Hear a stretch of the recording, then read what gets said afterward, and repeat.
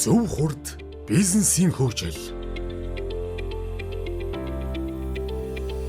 Америкийн нэгдсэн улсын олон улсын хөгжлийн агентлагаас жижиг дунд бизнесийн тогтвортой хөгжлийг сайжруулах, ил тод байдлыг нэмэгдүүлэх BEST хөтөлбөр нь Монгол улсад 4 дахь жилдээ хэрэгжиж байна.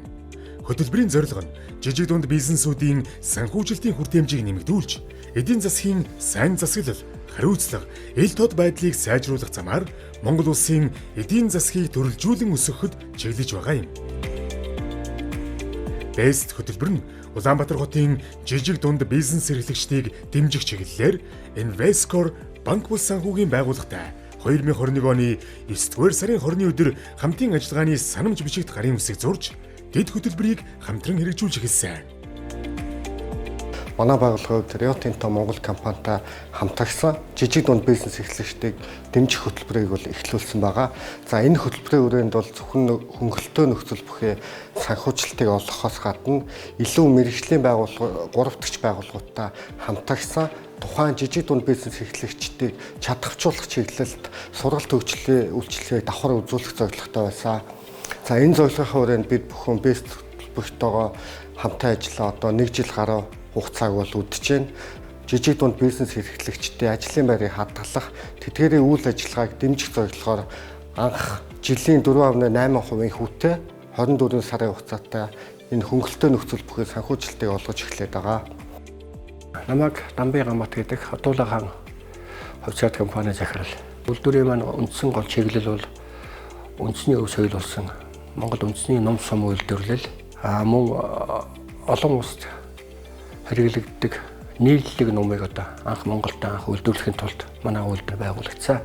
20 онд жижиг дунд үйлдвэрлэлийн сангаас ажлын байр бий болгох зорилгоор төсөд бичиж 2020 онд бол жижиг дунд үйлдвэрээс зээл авсан. Зээл авсны үр дүнд одоо манай компани бол өөрийн гэсэн ажлын байртай болж авсан. 2020 оны сүүлээр BEST хөтөлбөртэй бол одоо хамтарч ажиллаж эхэлсэн. За 2021 оноос эхлээд BEST хөтөлбөрийн сургалтанд тогтмол сууж, компани засаглал, компани төлөвлөлт гэх зэргийн бол одоо хичээлд үндсэндээ бол 2021 оноос эхэлж бол тогтмол сууж эхэлсэн. 2022 онд BEST хөтөлбөр UNESCO банк санхүүгийн бус газар эдгсэн хоорондоо хамтраад жижиг дунд үйлдвэр эрхэлдэг албан байгууллага хувь улсууд зориулж нэг сургалт явуулсан юм байна.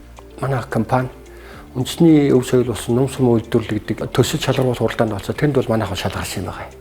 Банкн дээр очиход бичиг бүрдүүлэх одоо тэг барьцаа хөрөнгө гэдээ очин тэгээ тэн дээр таарна. Үндсэндээ бол барьцаа хөрөнгө дээр бидний жижиг дунд үйлдвэрлэл маш их бэрхшээл учирдаг.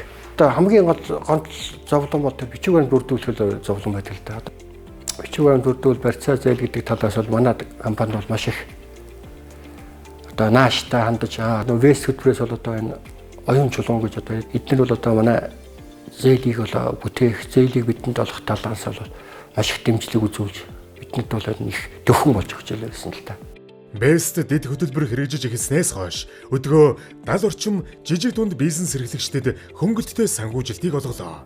Үүнд импортыг орлох бүтээгдэхүүн үйлдвэрлэгчдэд 37%, эмэгтэй бизнес эрхлэгчдэд 33%, хөгжлийн бэрхшээлтэй бизнес эрхлэгчдэд 19%, өрх толгойсон эцэг эхийн бизнест 11%-ийг тус эзэлж байна.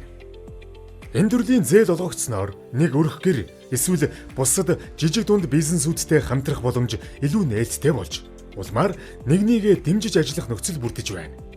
Түүнчлэн хөтөлбөрийн хүрээнд жижиг дунд бизнес эрхлэгчдэд тохирсон шинэ зээлийн нөхцөл нь илүү бодиттой дэмжлэг болж чадсан. Хүүгийн дарамт бага, зорилтод бүлэгт чиглэсэн зээл нь хөтөлбөрийн үр дүнг нэмэгдүүлэх хөшүүрэг юм. Зээлийн хүү буурснаар сард төлөх төлбөрийн ачаалал буурна. Борлуулалтын орлогоо зээлийн хүүнд бус бизнестэй зориулах боломж нэмэгдэнэ. Бизнесийн зах зээлд өрсөлдөх чадвар сайжирна гэх зэргээр эдийн засгийн хувьд гарах сайн талуудтай. 2022 оны 10 дугаар сарын байдлаар Invescore банк бус санхүүгийн байгууллагын жижиг дунд эрхлэгчдэд зориулсан зээлийн хүү бусад банк бус санхүүгийн байгууллагатай харьцуулахад 2-оос 2.4 дахин, банктай харьцуулахад 1.8-аас 1.1 дахин бага байна. Инвескороос авсан зээл бол түүхийн эд материалын санхүү зэлтгэж бол үндсэндээ энэ зээлийг авсан байгаа. Хятад, Вьетнам гэдэг улсуудаас бол одоо өөрийнхөө түүхийн эд болох хулас, шүрмэс, загсан цомыг бол бүгдийг захиалсан. Хэрэглэгчдийн өсөн хүлээсэн бүтээгдэхүүнийг одоо чанарын өндөр түвшинд хүрэх бололцоо нөхцөл бүрдэж байна гэсэн үг юм да. Ингээд үндсэндээ энэ зээлийг одоо аваад бид одоо ингээд цаашдаа урам зоригтой юм хийж эхлэе гэсэн одоо итгэл зоригтой л байна да. Бизнес эрхлэгчид маань зээлэл авчвал одоо болчих юм шиг боддог тийм. Энэ эргэлтийн хөрөнгө, үндсэн хөрөнгө нэмэгдснээрээ тийм илүү олон бүтээгдэхүүнийг үйлдвэрлэлийн тоо хэмжээ, бүтээмжээ сайжруулах нь илүү чухал, илүү борлуулалтаа нэмэгдүүл, ашгаа өсгөх нь илүү чухал. Тэгэхээр энэ чухал байсан учраас бид нар энэ бизнесийг хөгжүүлэх зээлийн дараах хөтөлбөрийг гаргаж ирсэн. Хөгжүүлэх хөтөлбөрт хамрагдаж чадсанаараа өртгөө зөв тооцож, үнэ зөв тогтоож, зөв борлуулалтын сувгуудад одоо хүрч чадсан. Хурдасгуур хөгжүүлэх хөтөлбөр нь зээл авснаас хойш 2 сарын хугацаанд үргэлжилдэг ба бизнесийг удирдах мэдлэг, ур чадварыг олгох, хамтын ажиллагаа, түншлэлийг бий болгох сайн туршлагыг бизнестэй авч ашиглах практикт суурилж, бизнес эрхлэгчийг чадваржуулах хөтөлбөр юм. Хурдасгуур хөтөлбөрийн хүрээнд бүтээгдэхүүн хөгжүүлэлт, компани засаглал, бизнесийн бүтэц зохион байгуулалт, загварчлал, хөрөнгө оруулалт, ашигт ажиллагаа болон үнэлгээ хийх сургалт зөвлөгөөг авч зардал, цаг заваа хэмнэх хурдан хугацаанд хөгжих боломжийг олгож байна. Түүнчлэн туршлага хуваалцах групп, менторинг болон бизнес аялалд хамрагдан бусад бизнес эрхлэгчдээс суралцаж хөгжих боломжтой. Намайг Марл гэдэг би инхри брендийн үүсгэн байгуулагч. Бид нэрэн хүүхдийн бүтээгдэхүүн үйлдвэрлэдэг. Инвескор болон одоо Best хөтөлбөрийн хамтарсан хурдсуур хөтөлбөрт сууснараа хамгийн гол нь зөвхөн одоо танхимд очиж суугаад сурах биш. Яг тэр сурсан юмаа өөрийн бизнестэй яаж өргөжлүүлэн хэрэглэх вэ? Тэрийг яаж өөрийн бизнест буулгах вэ гэдэг талаас нь ганцаарчилсан одоо зөвлөгөөнүүдийг бас аваад явж исэн болохоор тэр сургалтууд нь илүү бас төхөн болж исэн. Хурдасгуур хөтөлбөрт 2 ангийн 55 жижиг дунд бизнес хамрагдаж төгссөн бол одоогийн байдлаар 3 дахь ангийн 15 бизнес эрхлэгч хамрагдаж бизнесээ хөгжүүлэх ур чадварт суралцаж өөрийн бизнестэй өссөн дэвших боломжийг бий болгож байна.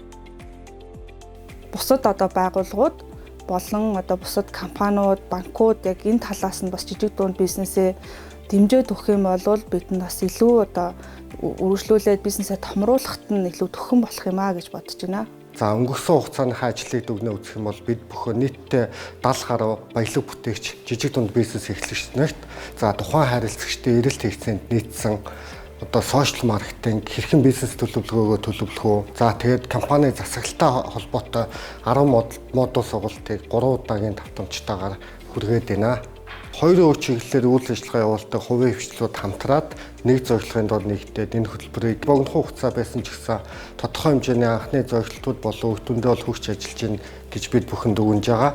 За бусад байгууллагуудаа уриалж хэлэхэд одоо энэ нийгмийн гол хөдөлгөх хүч болж байгаа баялаг бүтээгч жижиг дунд бизнес эрхлэгчдийн дэмжих чиглэлөө өшөө олон энэ төрлийн төсөл хөтөлбөрийг санаачлаад нийгмийн хариуцлагын хүрээнд бол хэрэгжүүлээд бусдаагаа манлайлаад яваасаа гэж хүсэж байна. Монгол улсын эдийн засгийг төрөлжүүлэн хөгжүүлэхэд жижиг дунд бизнесүүдийн хурдцтай хөгжил нь чухал ач холбогдолтой юм.